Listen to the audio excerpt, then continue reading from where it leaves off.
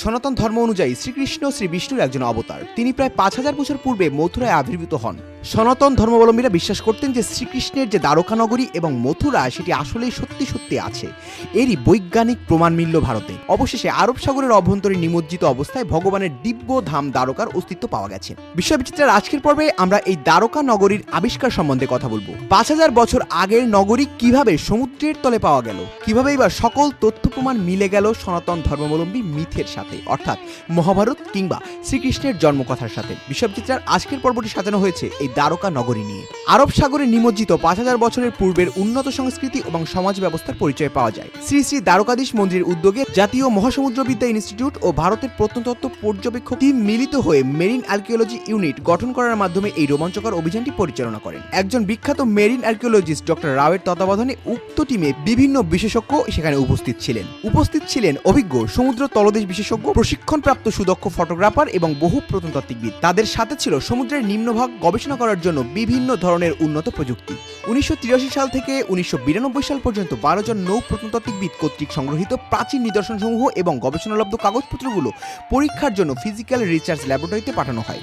বিভিন্ন বৈজ্ঞানিক পরীক্ষা নিরীক্ষার মাধ্যমে জানা যায় নিদর্শনসমূহটি প্রায় খ্রিস্টপূর্ব 1500 থেকে 1800 বছর আগের। ডক্টর রাও কর্তৃক লিখিত the last city of Dwarka গ্রন্থে তিনি উপরোক্ত আবিষ্কার এবং নিদর্শনসমূহের বৈজ্ঞানিক ব্যাখ্যা প্রদান করেছেন। 1983 থেকে 1990 সালের মধ্যে সমুদ্রের তলদেশে দুর্গ দ্বারা সুরক্ষিত দ্বারকা নগরীর অর্ধ মাইলের বেশি অংশ আবিষ্কার হয়েছে। শহরটি সমুদ্রের নিকটবর্তী স্থানে 6টি বৃত্তাকার অংশ দ্বারা বিভক্ত ছিল। সমুদ্রের অভ্যন্তরে দ্বারকার বিভিন্ন প্রাসাদের দেওয়াল থেকে খসে পড়া প্রস্তরসমূহ প্রমাণ করে যে শহরটি সমুদ্রের নিকটবর্তী ছিল। MAU কর্তৃক আবিষ্কৃত জলে নিমজ্জিত শহরটির কাঠামোর সাথে মহাভারতের উল্লেখিত মূল দ্বারকা নগরীর কাঠামোর মিল পাওয়া গিয়েছে।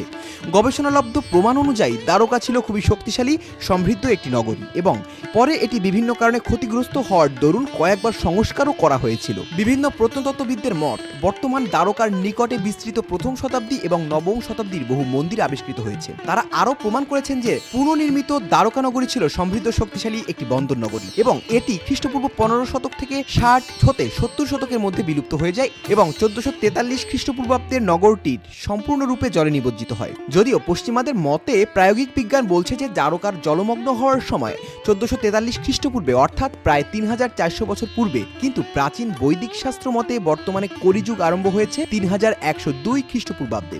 ভগবান শ্রীকৃষ্ণের অন্তর্ধানের পর এবং কলিযুগ শুরু হওয়ার কিছুদিন পূর্বে দ্বারকা নগরী জলে নিমগ্ন হয়। শ্রীকৃষ্ণ কর্তৃক নির্মিত দ্বারকা নগরী আবিষ্কারে ভারতের ইতিহাসে এক নতুন যুগের সূচনা করেছে। এটি ঐতিহাসিকদের মহাভারতের কাহিনীগুলো নিয়ে যে সকল সন্দেহ ছিল তার অবসান ঘটেছে এবং দ্বারকা নগরীর অস্তিত্বকেও পুনঃপ্রতিষ্ঠা করল। এটি বৈদিক যুগের একটি প্রমাণও বলা যেতে পারে। মহাভারতের সাথে বর্ণিত নিমজ্জিত সমুদ্রের দ্বারকার যোগসূত্র সবথেকে বড় প্রমাণ পাওয়া যায় ভূমিগর্ভে 3 মাথাওয়ালা প্রাণীর ছবি সম্বলিত সিলমোহর আবিষ্কারের মাধ্যমে। মহাভারতে ঠিক উক্ত একই সিলমোহরের কথা উল্লেখ রয়েছে। শক্তিশালী মগধ রাজ্যের রাজার জরাসন্ধ যখন দ্বারকা দখল করেন তখন তিনি দ্বারকাবাসীকে তাদের পরিচয় হিসেবে এ ধরনের সিলমোহর প্রদান করেন। ক্ষয়প্রাপ্ত শহরের দেয়ালের প্রস্তরখণ্ডে উত্তোলনের পর পরীক্ষা নিরীক্ষা করে দেখা গেছে যে এগুলো কমপক্ষে 3600 বছর পূর্বে পুনঃসংস্কার করা হয়েছিল। মহাভারতের দ্বারকা সম্পর্কে উক্ত কার্যাবলীর সত্যতা পাওয়া যায়। মহাভারতে উল্লেখিত দ্বারকা নগরীর 7টি দ্বীপের অস্তিত্ব আবিষ্কার হয়েছে আরব সাগরের ডুবন্ত অবস্থায় গবেষণার মাধ্যমে। আবিষ্কৃত অবজেক্টগুলো 3528 বছর পূর্বের বলে শনাক্ত করা হয়েছে।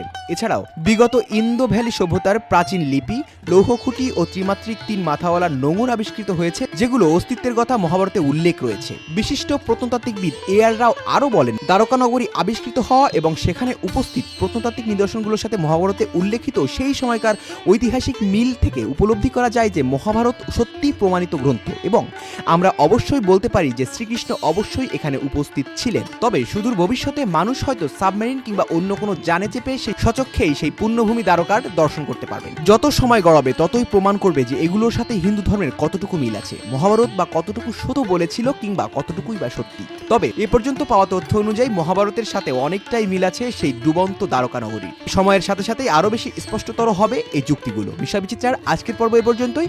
নতুন কোনো বিস্ময়কর, অদ্ভুত, রোমাঞ্চকর তথ্য নিয়ে আবারও হাজির হবে আপনাদের প্রিয় টিম বিশ্ববিচিত্রা। সেই পর্যন্ত কমেন্ট বক্সে কমেন্ট করে আমাদের সঙ্গে থাকুন।